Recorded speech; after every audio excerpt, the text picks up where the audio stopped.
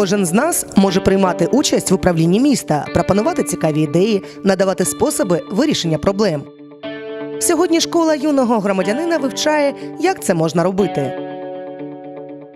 Самий популярний та простий на сьогодні спосіб – це місцеві петиції. Якщо в тебе є ідея, цікава ініціатива, то зареєструй її на сайті, збирай 250 голосів у підтримку, а депутати зобов'язані її розглянути та прийняти рішення.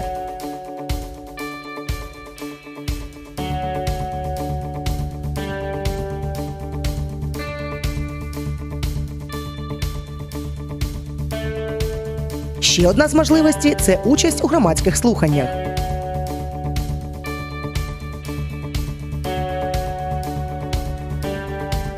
Коли виникають місцеві проблеми або влада пропонує зробити щось нове, то повинні проводитись громадські слухання, де приймається спільне рішення, яке підлягає обов'язковому розгляду депутатами. Бюджет участі, тобто кожен з нас має право пропонувати, як витратити певну частину місцевих коштів. В Бахмуті ця сума складає 500 000 гривень. На кожен окремий проєкт виділяється до 100 тисяч гривень.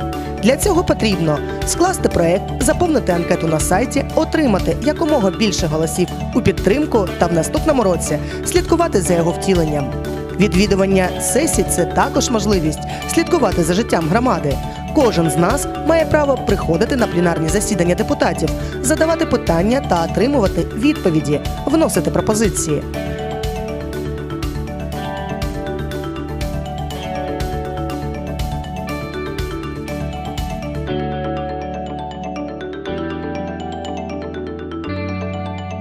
Звернення до депутата. Ти маєш право звернутися до депутата з пропозицією або місцевою проблемою та отримати допомогу у її вирішенні.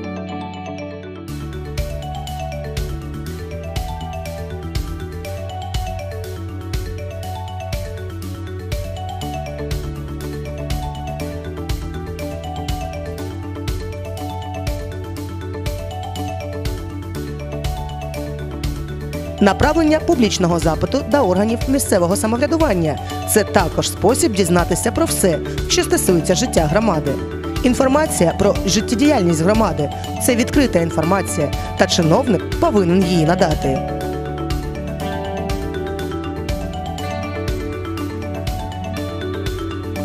Будь гідним та відповідальним громадянином. Бери участь в управлінні міста, надавай свої пропозиції, контролюй роботу депутатів та міського апарату. Починай зміни з себе, і тоді зміниться життя у кожній громаді.